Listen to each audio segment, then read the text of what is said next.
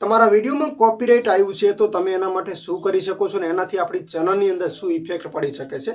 તો ઘણા બધા મિત્રોની કોમેન્ટ હતી કે રમેશભાઈ કોપીરાઇટ આવવાથી આપણી ચેનલની અંદર શું ઇફેક્ટ પડી શકે છે, અને જો કોઈનું ગીત તમે લીધું છે અને તમને કોપીરાઇટ નથી મળ્યું તોય પણ ખુશ થવાની જરૂર નથી। આ વિડીયો તમે પૂરેપૂરો મિત્રો સાંભળજો, બહુ સરસ મજાનો છે। કારણ કે જે લોકો એવું વિચારે છે કે આપણે ચલો કોઈ બીજા વ્યક્તિનું સોંગ આપણા વિડીયોમાં આપણે લઈ લીધું છે અને આપણને કોપીરાઇટ નથી મળ્યું એટલે ટેન્શન નથી, નહીં મિત્રો, મોટામાં મોટી ટેન્શન એ જ છે।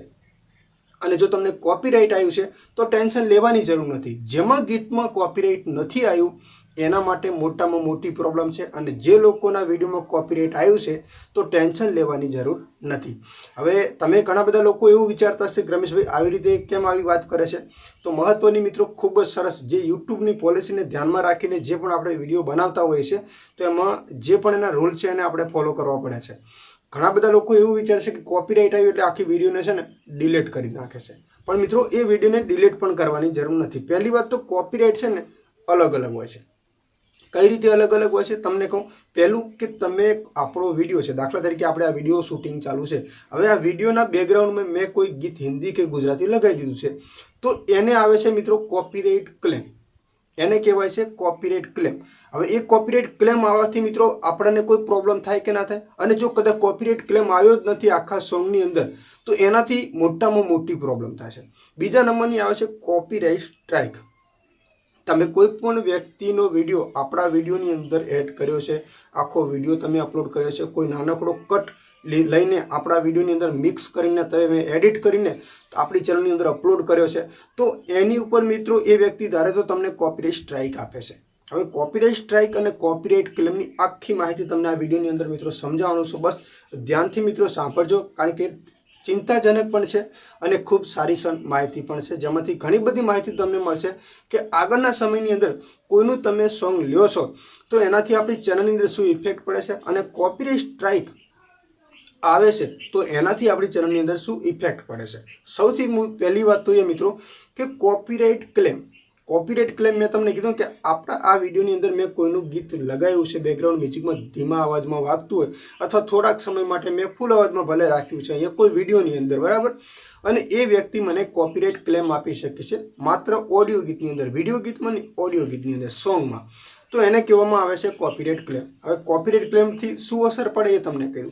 કોપીરાઇટ ક્લેમથી આપણી ચેનલની અંદર છે ને કોઈ પણ ઇફેક્ટ ના પડે।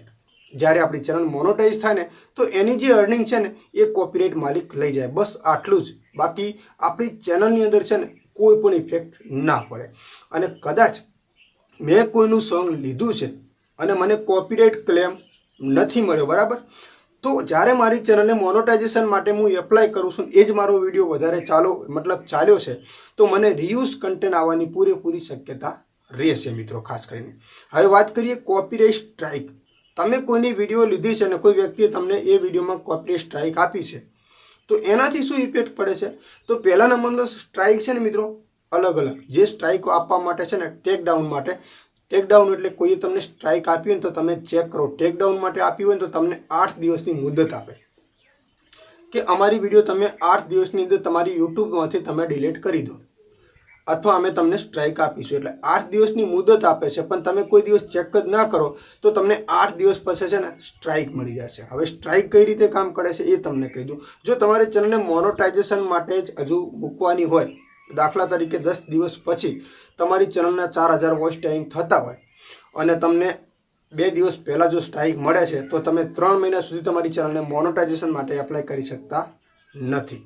બીજા નંબરમાં કદાચ તમારી યુટ્યુબ ચેનલ મોનોટાઇઝ છે તો 90 દિવસ સુધી એ સ્ટ્રાઇક મિત્રો છે ને નીકળશે નહીં ઓટોમેટિક, અથવા તમારે તાત્કાલિક સ્ટ્રાઇક કઢાવી છે તો જેને તમને સ્ટ્રાઇક આપી છે એનો મેલ આવ્યો છે એનો તમારે સંપર્ક કરવો પડે છે, અને એને સંપર્ક કર્યા પછી એ વ્યક્તિ જો સ્ટ્રાઇક કાઢે ને તો તમારી સ્ટ્રાઇક નીકળી શકે છે। વાત કરીએ પ્રોબ્લેમની તો 90 દિવસની સ્ટ્રાઇક આવે છે, 90 દિવસ પછી સ્ટ્રાઇક નીકળી જશે। હવે 90 દિવસમાં તમને એક સ્ટ્રાઇક મળી છે, હવે કદાચ 90 દિવસની અંદર 3 સ્ટ્રાઇક મળે છે તો તમારી યુટ્યુબ ચેનલ મિત્રો છે ને ડિલીટ થઈ શકે છે।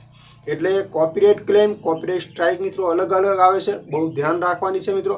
આપણે યુટ્યુબની અંદર આગળ વધવું છે તો બને ત્યાં સુધી ઓરિજિનલ કન્ટેન્ટ લેવા, જેથી કોઈ પણ વ્યક્તિ છે ને આપણને કોપીરાઇટ સ્ટ્રાઇક ના આપે। અને વાત કરી મ્યુઝિકની, કોઈ તમને કોપીરાઇટ સ્ટ્રાઇક આવ્યું છે કોઈ ક્લેમ આવ્યો છે. તો આખી માહિતી તમને સમજાઈ. ડાયરેક્ટ વિડીયો ડિલીટ ના કરશો, પહેલાં આપણો આ વિડીયો જોઈ લો, તમારા મિત્રોને આગળ શેર કરજો. અને યુટ્યુબમાં આગળ જવું છે તો આપણી આ ચેનલને સબસ્ક્રાઈબ કરી લેજો, કારણ કે યુટ્યુબની અંદર આપણી પાસે જેટલી પણ માહિતી છે, જે યુટ્યુબની પોલિસીને ધ્યાનમાં રાખીને આપણે આ વિડીયો બનાવીએ છીએ, જેથી આપણા દરેક સબસ્ક્રાઈબ મિત્રોને એક મોટિવેશન મળે અને યુટ્યુબનો આખો અનુભવ અને આખી માહિતી તમને અભ્યાસ મળે. તો આ વિડીયો તમને સારો લાગ્યો હોય તો કોમેન્ટ કરજો અને આપણી આ ચેનલને મિત્રો ખાસ સબસ્ક્રાઈબ કરી લેજો.